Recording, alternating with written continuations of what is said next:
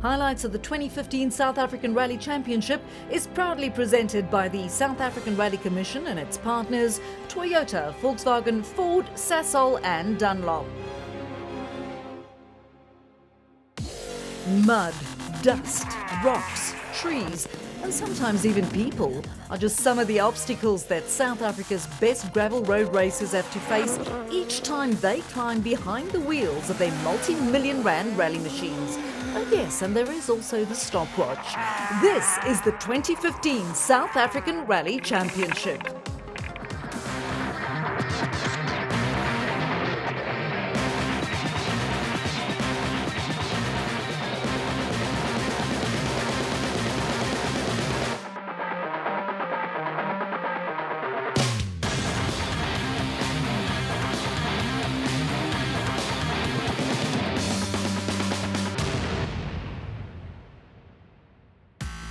The middle of July saw the rally circus travel all the way down to the Eastern Cape and to the home of Volkswagen for the annual Volkswagen Rally.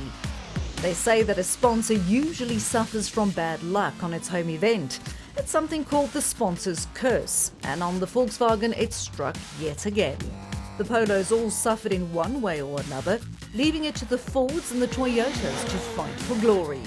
And on day 2, the heavens opened, adding another dimension to the fight. In the end, it was Janelle de Villiers who claimed the third step on the podium, while only fractions of seconds separated the battle between title hopefuls Marc Cronje and Leroy Poulter. In the end, Poulter was just a little too quick for Cronje, taking his second consecutive victory in the process. So, with 3 victories to Leroy Poulter's 2, it's still the name of Marc Cronje that tops the championship scoreboard on 72 points, but the gap has closed. This means that the title fight is now a 2-horse race, with Janelle de Villiers and Gugu Zulu a distant 3rd and 4th respectively, while Japie van Niekerk entered the top 5.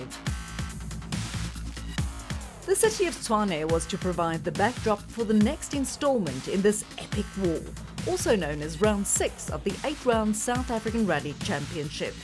And what a spectacular venue for the ceremonial start. The historic Fort Klapperkop, high up on the hills above Pretoria. The rally also enjoyed full support from the Tshwane City Fathers. First, we need to congratulate all the sponsors who have made it possible. We have partnered with the city to ensure that this epic race is held in the city of Tshwane. But Klapperkop would not be the scene for the Tshwane Rally battle. From the fort, the entire event moved around 40 kilometers east of Tshwane to the historic diamond mining town of Cullinan, where no less than a total of 10 stages on the dry and dusty Highveld gravel roads were waiting to test both man and machine in the battle that was officially known as the Imperial Toyota Tshwane Rally, thanks to support from the Imperial Toyota Group. As you know, the cornerstone of our efforts in marketing is motorsport, and the natural knock-on from the Dakar is to be involved in rallying. We've got both Janelle and we've got Leroy doing very well this year so far. And for us, it really is just partnering with Toyota to make sure we do well in the championship this year. And with only 3 events to go, it's pretty clear that the 2015 South African Rally champion will be either 2012 and 2013 champion Marc Cronje or defending champion Leroy Poulter. The question is, however, which of these 2 champions will it be? Well, obviously that's a tough one. You know, we've had the last 2 races have been really good, but I mean it is tight, and you know, I think the next 3 events is going to tell what's going to happen. Look, it's absolutely exciting for the sport to go hammer and tongs. It's going to go right down to the wire, but I can tell you we're not going to give it up. Janelle de Villiers is the best of the rest in 3rd on the points ladder. You know, we're hanging in there in 3rd. We're a long way off them, but we had a good race at the last event down in Port Elizabeth. But de Villiers will have to keep an eye on Gugu Zulu, who is chasing his best ever championship result. We're hoping to have a good result, and it's going to be a bit of a challenge considering that we're sweeping the road. And Japie van Niekerk clearly likes this event after finishing 2nd here in 2014. That's last year. We need to see about this year. But back to Fort Klapperkop, where the Volkswagen of Gugu Zulu was the first to be waved off, followed by the identical car of his teammate Hargen Vekken. Janil de Villiers is the first of the Toyotas, and he was followed by the Volkswagens of Thilo Himmel and Henk Lateghan. The title fight will be between Leroy Polter and Marc Cronje from 6th and 7th on the road respectively, while Japie van Niekerk starts in 8th. After a sedate drive on the tarmac between Fort Klapperkop and Cullinan and a quick top-up of Go Fast juice, it was finally time to tackle the first of the day's stages. Stage 1 was a quick 8-kilometre blast in and around the famous Zonderwater Correctional Facility.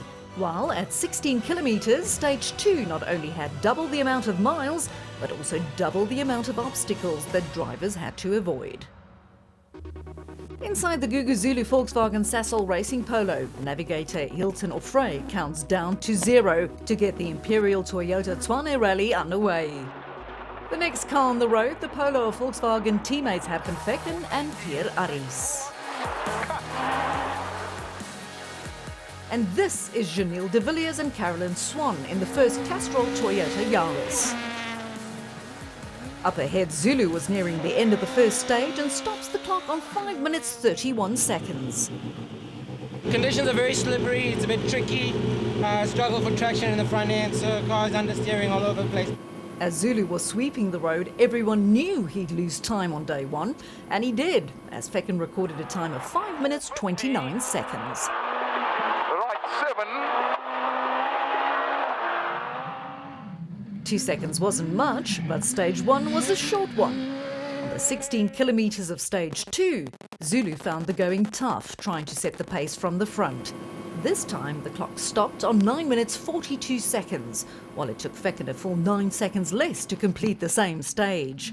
But what about de Villiers from 3rd on the road? As expected, the Dakar legend beat Vecken's time on stage 1 by more than a second and went another 3 seconds faster on stage 2.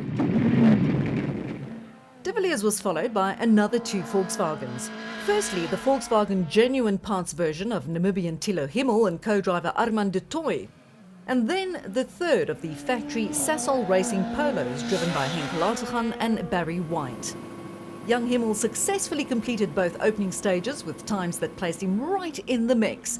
But behind him, Henk Lateghan clearly had other ideas. His times on both the opening stages were quicker than anyone else so far, handing him the provisional rally lead. But only until this battle got underway. And as expected, the championship battle between the Castrol Toyota Yaris of Leroy Polter and Elvin Coetzee and the number 24 Ford Performance Fiesta of Marc Cronje and Robin Houghton immediately also turned into a fight for rally glory. From 6th on the road, Polter went quickest of all on both stages 1 and 2 to move past Lateghan and into the lead. But Cronje came out with all guns blazing to beat Polter's time on stage 1 with a narrow 1.9 seconds. He managed the same feat on stage 2, but this time with a slightly bigger margin of 2.1 seconds to take a 4-second lead after 25 kilometres of flat-out gravel racing. At the 3 there, the max right 1 and then 300. The max right 1 at the 3 and then 300 is the turn right side cut over bumpy. And with all eyes on the Polter and Cronje fight, it was almost easy not to notice the excellent pace by Japie van Niekerk and Gerard Snyman in the new Africa Developments Ford Fiesta. Van Niekerk ended the opening loop in 4th place overall, less than a second behind Lateghan. Had one mistake, unfortunately, otherwise I think it would have been close to perfect. That's as fast as a car can go. Behind the first 8, Namibian Wilro Dippenaar was best of the rest in his PZN panel beaters Auris, and also leading the NRC 4 class for older specification cars, ahead of the S2000 Vecto Petroleum Toyota Yaris of Ernie van der Walt and the NRC 4 Salem Group Auris of Tian Subban. It's not by much, but 4 seconds means a 4-second lead for Marc Cronje over Leroy Polter. Henk Lateghan is just 7 seconds back, with Japie van Niekerk a further second behind in 4th. Janil de Villiers rounded out the top 5 after the opening loop of stages.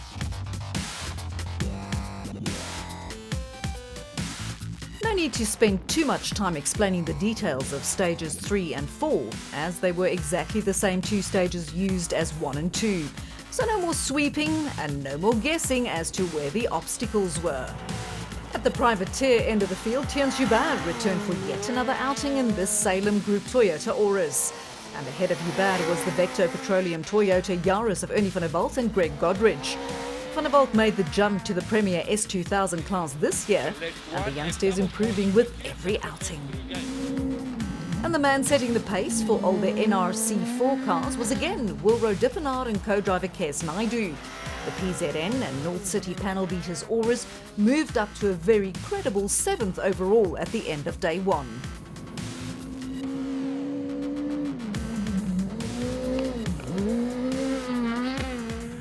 Just a few seconds ahead of Dippenaar was the Volkswagen Sasol Racing Polo of Gugu Zulu and Hilton Ofrey. Zulu was the first car to tackle each of the day's 4 stages, so the popular driver wasn't going to risk anything as he brought the car safely home after day one in 6th position overall. In fact, the battle for a spot on the leaderboard, which only shows the top 5, was a fierce one. Dippenaar was trailing Zulu by only 5 seconds, while only a further 3 seconds separated Zulu from the position ahead of him.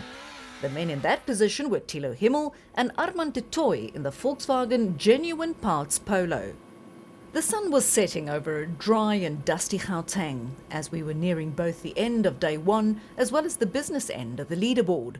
Question was, who will top the standings? Hergen Fecken and Pierre Arrie certainly had aspirations to do so, and although the flying Fecken was as spectacular as ever, the former double champion didn't quite have the pace to fight for victory yet.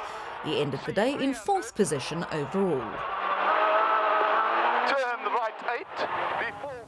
This meant that Japie van Niekerk was doing some serious low flying from behind the wheel of his new Africa Developments Ford Fiesta. Van Niekerk already said that he liked this rally, but his luck was about to change. He lost nearly 2 minutes on the final stage of the day and dropped out of contention. I just went a little bit too wide, and on the turn-in there was a rock that I didn't see, and it clipped the right rear. Meanwhile, Henk Latergan had every aspiration to join the battle for the lead, and a blistering time on stage 3 saw him move even closer to the leading duo. But the Volkswagen Sasol Racing Polo made contact with Mother Earth, which left a hole in the sump and would soon force him to retire from day one. And yeah, unfortunately, braking into one of the tighter corners, the nose dipped and we hit a big concrete block in the middle of the road, and that pushed the sump guard up and punched a hole in the sump, and we lost a lot of engine oil. With Latergan removed from the action, the name of Janelle de Villiers happily moved into 3rd position, previously occupied by the Volkswagen driver. Yes, with a bit of luck, but the Castrol Toyota driver still had to drive fast and safely in order to reach the end of day one. But who will top the standings after day one? It was clearly going to be either Marc Cronje in his Ford Performance Fiesta or Leroy Poulter in the Castrol Toyota Yaris. Following 2 successive victories before this rally, the momentum has swung in Poulter's favour. But Cronje is a fighter and a double champion for a reason. Poulter was as fast as ever, but Cronje had to dig deep to edge out another 3 seconds on stage 3. The gap between the two had grown to 7 seconds, and the Cronje steamroller continued on stage 4 when he managed to beat Poulter by a margin of 5 seconds. The pace was hot and the race for Imperial Toyota Tshwane Rally honours was on. Marc Cronje ends the day with a 12-second advantage over his arch-rival Leroy Poulter, while the demise of both Henk Latergan and Japie van Niekerk elevates the name of Janelle de Villiers into 3rd. Hergen Fecken was breathing down his neck with a good showing by Thilo Himmel in 5th. And a chance for battered machinery to receive some attention in the Dunlop Service Park at the end of a tough day one. And after a full day and 60 kilometres of racing, only 12 seconds separated the 2 at the top in Marc Cronje's favour. We've done a lot of homework in the background, so I'm hoping that we've done enough. But tomorrow's the rally, so I think it's important tomorrow to get through the first 3 stages relatively clean. I think tomorrow's a long day, and we'll do the best. This is the last day of the Imperial Toyota Tshwane Rally. On this day, a rally victor will be crowned, while at the same time we will move one step closer to crowning an overall champion. But first, the small matter of 6 stages planned for the day, covering a total of 120 kilometres. Stages 5 and 6 take place on the Potgieter and Van Rensburg farms near Bronkhorstspruit, while Stage 7, or Madlokola Enterprises, is located closer to Cullinan. What makes it worse is that Stages 5, 6 and 7 will be run in quick succession, so no room for error. Jaapie van Niekerk was a huge threat early on in the event, but impact with the rock late on day 1 dropped the New Africa Development's Ford Fiesta way down the leaderboard. Van Niekerk was planning a comeback on day 2, but more problems finally forced him to the sidelines. We gave it all, and I think I just went into a rut, and the tyre got off the rim. You know, just there's no puncture or anything. It just physically bumped off the rim. With Van Niekerk gone, Ernie van der Walt could concentrate on his duel with Wilro Dippenaar. The Vector Petroleum Yaris and the older PZN panel beaters Aurus were matching each other's times until a broken damper inside the Yaris on stage 6 cost them a bit of time, allowing Dippenaar some breathing space. Dippenaar would have had ideas to try and close the gap to the next man, but the next man was none other than Gugu Zulu, whose factory Volkswagen Sasol Racing Polo proved to be too quick. In fact, it was a different Zulu on day 2 than the one that had to sweep the roads the day before. Zulu now also had the similar Polo of Tilo Himmel in his sights. The young Namibian is also driving with new vigour as of late and was trying his best to cling to his current 5th position overall. But he had no answer to Zulu's burst of speed. The gap between the two shrunk to just 1 second after stage 6, and on stage 7, Zulu overtook him and moved up into 5th. Spectators, and there were many that came out to witness the action, were treated to a number of tough battles throughout the field. And few battles can be tougher than the current one for 3rd position between former champion Hergen Vekken and Dakar legend Janelle de Villiers. The Castrol Toyota Yaris of de Villiers started day 2 with a slender advantage of 5 seconds over the Volkswagen Sasol Racing Polo of Vekken. De Villiers stretched it to 8 after the morning's opening stage, only for Vekken to reduce it again by 2 on stage 6. The pair set virtually identical times on stage 7 to reach the service park just 8 seconds apart. And that was just the fight for 3rd position. The battle for the overall victory was even more intense.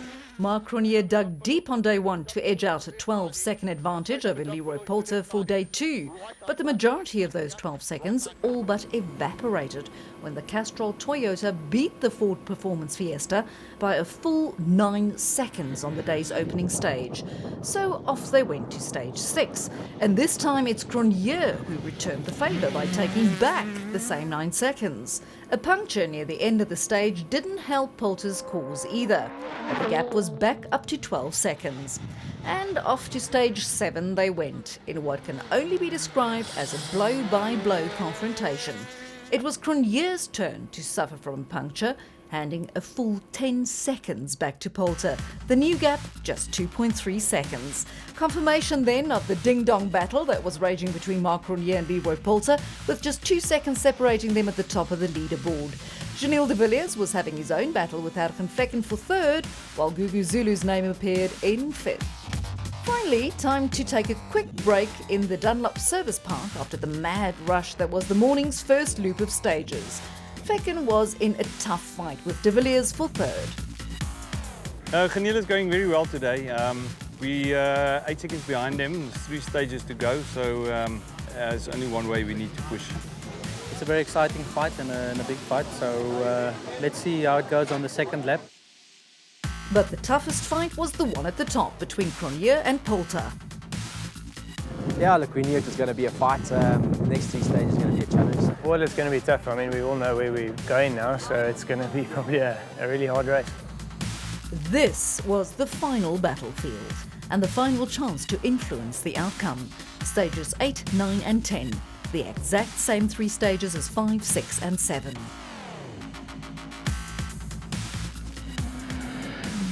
Wilro Dippenaar was well on his way to an overall top 7 finish and a Class NRC 4 victory. But his PZN panel beat his Aurus ground to a halt due to a host of problems with the finish line literally in sight. In the end, Piet Bakkes and Sean Visser crossed the finish line for a second place finish in the NRC 4 class in the BDH Motorsport prepared Accident Guru Toyota Aurus. But the NRC 4 class victory went to a delighted Theuns Joubert, with young scholar Marie van der Walt reading the pace notes inside the Salem Group Toyota Aurus. Ahead of Joubert, Ernie van der Walt and Greg Godrich in the Vecto Petroleum Toyota Yaris managed to cross the finish line for a fine 6th position overall in what was the youngsters' best overall result since making the move to the Premier S2000 class. And speaking of results, 5th at the finish was an excellent showing by Thilo Himmel and Armand de Toy in their Volkswagen Genuine Parts Polo. The Namibian is getting closer and closer to the top with every event and would have been pleased with his pace here in Cullinan. And speaking of pace, the man who undoubtedly had the most of it on day 2 was Henk Lateghan, who used the day as a real-life test session under the so-called Super Rally rules after falling out on day 1.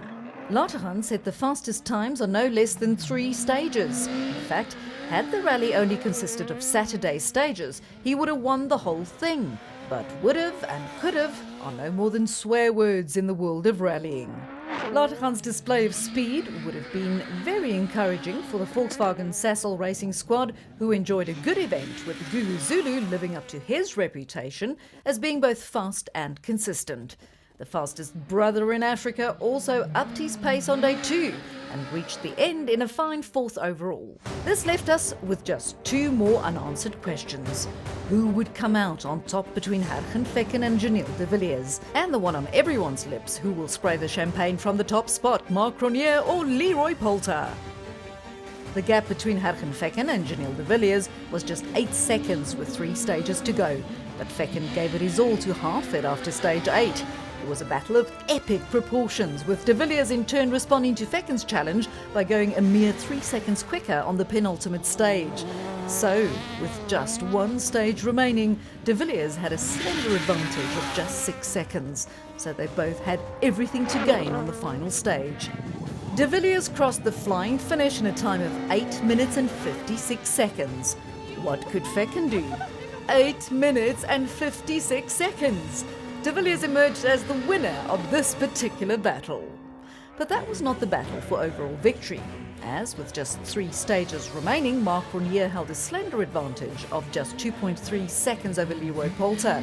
On stage 8, however, Poulter went faster than Cronier to reduce the gap, but only by 4/10 of a second. The difference between them with only 2 stages to go, 1.9 seconds. It couldn't be any closer.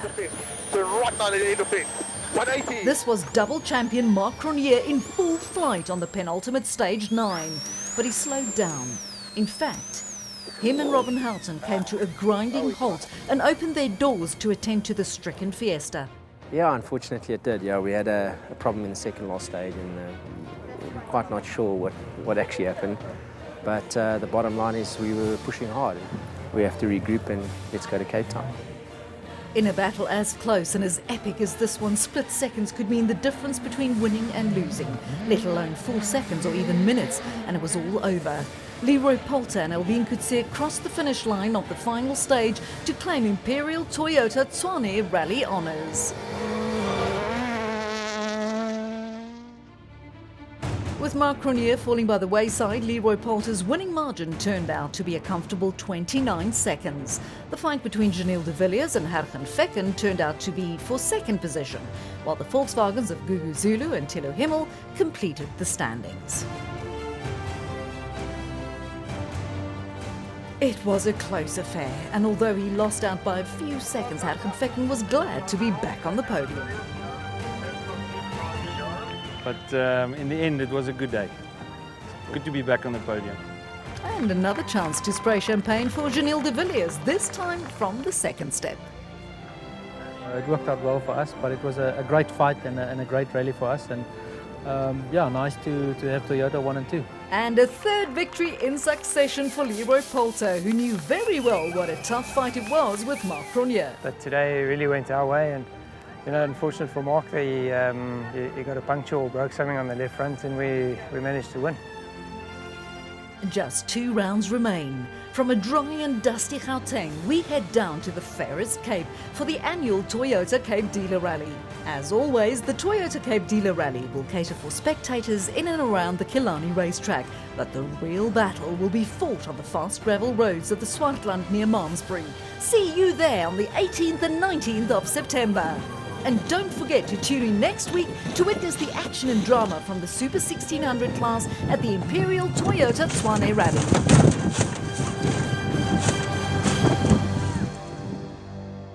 Highlights of round 6 of the South African Rally Championship was proudly presented by the South African Rally Commission and its partners, Toyota, Volkswagen, Ford, Sasol and Dunlop.